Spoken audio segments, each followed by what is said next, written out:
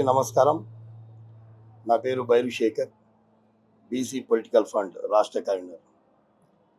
ముఖ్యంగా ఈ యొక్క ప్రెస్ మీట్ రేపు జరగబోయే 3వ విడత గ్రామ పంచాయతీ ఎన్నికల్లో బీసీలు అత్యధికంగా తమ ఓటు తమ వారికి వేసుకొని బీసీ సోదరులతో పాటు ఎస్సీ సోదరులందరినీ కలుపుకొని అత్యధికంగా గెలిపించుకోవాలని ఒక పిలుపుని ఇవ్వడం కోసం మా పొలిటికల్ ఫ్రంట్ చైర్మన్ బాలరాజు గౌడన్న గారి ఆధ్వర్యంలో ఈ యొక్క సమావేశం నిర్వహించుకోవడం జరిగింది.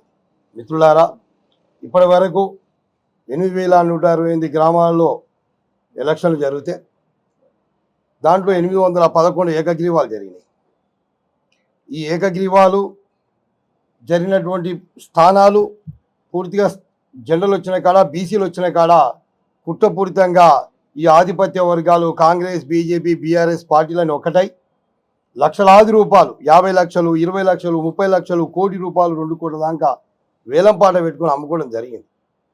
ఇప్పుడు రైజింగ్ గ్లోబల్ సమ్మిట్ పెట్టి భూములు అమ్ముకున్నట్టుగా, అదేవిధంగా మెస్సీని పిలిపించి 1,000 కోట్ల రూపాయలు, 150,000 కోట్ల రూపాయలు దండగ చేసి, అదేవిధంగా అందాల బామ్మ పోటీలు చేసి ఏ విధంగా అయితే ఈ రాష్ట్రంలో అభివృద్ధిని కుంటుపట్టించి తాము చేస్తున్నటువంటి అరాచకాలు కానీ పరిపాలన విభాగంలో ఫెయిల్యూర్ అయినటువంటి ఈ యొక్క కాంగ్రెస్ ప్రభుత్వం రేవంత్ రెడ్డి యొక్క తప్పుల్ని కప్పిపుచ్చుకోవడం కోసం చేసినటువంటి కార్యక్రమాల్లో ఇది కూడా ఒకటిగా మేము భావిస్తూ ఉన్నాం.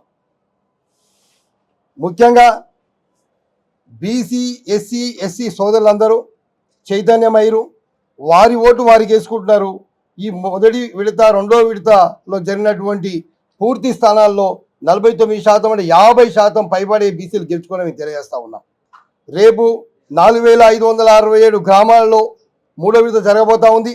బీసీ, ఎస్సీ సోదరులందరూ చైతన్యమై తమ ఓటు తమకు వేసుకోవాల్సినటువంటి అవసరం ఎంతైనా ఉంది. బీసీలను గెలిపించుకోవాల్సినటువంటి ఆవశ్యకత ఎంతైనా ఉంది. ఈ 3 పార్టీలు మనకి కావాలి అనేక సందర్భాలలో మనకు ప్రస్ఫుటమైంది. మొన్నటికి మొన్న ఈ రాష్ట్రంలో పాపన్న విగ్రహం పెట్టాలని ఉద్యమాలు జరిగినాయి. ఈ రాష్ట్రంలో చాకల ఐలమ్మ విగ్రహం పెట్టాలని ఉద్యమాలు జరిగినాయి. ఈ రాష్ట్రంలో శ్రీకాంతాచారి, యాదన్న, ఎంతోమంది తెలంగాణ వీరులు, తెలంగాణ అమరవీరుల విగ్రహాలు పెట్టాలనుకుంటే మరి ఈరోజు ఎవరు అడిగినరని రవీంద్ర భారతిలో బాలసుబ్రహ్మణ్యం విగ్రహం పెట్టిరు. రాత్రి ఎవడు పర్మిషన్ ఇచ్చింది?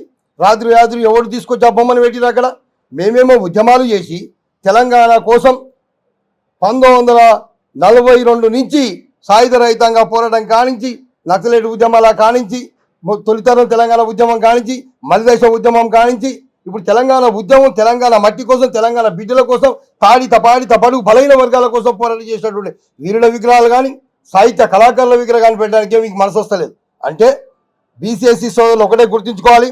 ఆధిపత్య వర్గాలు అధికారంలో ఉన్నాయి కాబట్టిగానే ఈరోజు బాలసుబ్రహ్మణ్యం గారి విగ్రహం అక్కడ పెట్టడం జరిగింది. రాత్రి తెలంగాణ ఉద్యమకారులు, తెలంగాణ కవులు, కళాకారులు, రచయితలు, ఉద్యమకారులు అందరూ అక్కడ పోయి ముక్త కంఠంతో వ్యతిరేకించి ఆ విగ్రహం ఎందుకు పెట్టిరని. అక్కడ ఉంటే కనుక బండి యాదగిరిది ఉండాలి, అక్కడ ఉంటే మిద్దె రాములది ఉండాలి. కానీ ఎవరి విగ్రహాలు ఉన్నాయి? ఒక విగ్రహం పెట్టడానికి కొన్ని కారణాలు ఉంటాయి. మేము మొన్న బొంబాయికి పోయినాం, మహారాష్ట్రకు. పోగానే అక్కడ శివాజీ మహారాజు కనిపించాడు. అక్కడ పోతే శివసేన బాలఠాకరే గారు కనిపించారు. అక్కడ అంబేద్కర్ గారు. అంటే ఏ ప్రాంతానికి ఆయన పోయినప్పుడు ఆ ప్రాంతంలో ఉన్నటువంటి వీరుల యొక్క ఫోటోలు కనిపించాలి, వీరుల యొక్క ప్రతిరూపాలు, వీరుల యొక్క శిలా పథకాలు, వీరుల యొక్క బొమ్మలు ఉంటే అది ఓ పలానా ప్రాంతం అని. మరి ఇప్పుడు తెలంగాణ కొట్లాడుకుంది మీ ఆంధ్ర నుంచి విడిపోయే కదా. మేము మీ నుంచి దుర్మార్గమైన దోపిడీ జరుగుతుందని మీ నుంచి విడిపోతే మళ్ళీ మీ బొమ్మలే ఉంటే అది ఆంధ్ర తెలంగాణ ఎడ తెలుస్తుంది మాకు. అందుకనే ముఖ్యంగా ఈ దుర్మార్గమైనటువంటి ఈ ఆధిపత్య వర్గ పరిపాలనను తుదముట్టించడం కోసం ఇప్పుడు జరిగినటువంటి స్థానిక సంస్థలో బీసీలు 50% గెలుచుకున్నారు. 3వ విడత కూడా 50% పైబడి గెలుచుకోవాలి. రేపు 2028లో బీసీల రాజ్యాధికారం సాధించడం కోసం రేపు మీరు వేయబోయే ఓటు కీలకమైన ఓటు. ఓటు అంటే తల్లి లాంటిది. ఆ ఓటుని అమ్ముకోకండి. ఎందుకంటే వాడు రోజు 1,000 రూపాయలు ఇచ్చి మన ఓటును కొంటే 1825 రోజులు 5 సంవత్సరాలంటే కనీసం 54 పైసలు కూడా పడవు. కావున మీ ఓటు అమ్ముకోకండి. ఓటు తల్లి లాంటిది. ఆ ఓటు మీ భవిష్యత్ తరాలను కాపాడుతుంది. ఆ ఓటు బీసీ, ఎస్సీ, ఎస్టీల ఆత్మ గౌరవాన్ని కాపాడుతుంది. తరతరాల బానిస సంఖ్యలు తెంపడం కోసం బాబాసాహెబ్ అంబేద్కర్ గారు మనకు ఆ ఓటు ఆయుధం ఇచ్చింది కాబట్టి ఆ ఓటును బీసీ సోదరులకు వేసుకొని బీసీలు అత్యధికంగా గెలిపించుకోవాలని తెలియజేస్తూ నాకు ఈ అవకాశం ఇచ్చినటువంటి మా పొలిటికల్ ఫ్రంట్ చైర్మన్ గారికి అదేవిధంగా మా కార్యబృందానికి అంతా ధన్యవాదాలు తెలియజేస్తా ఉన్నాను.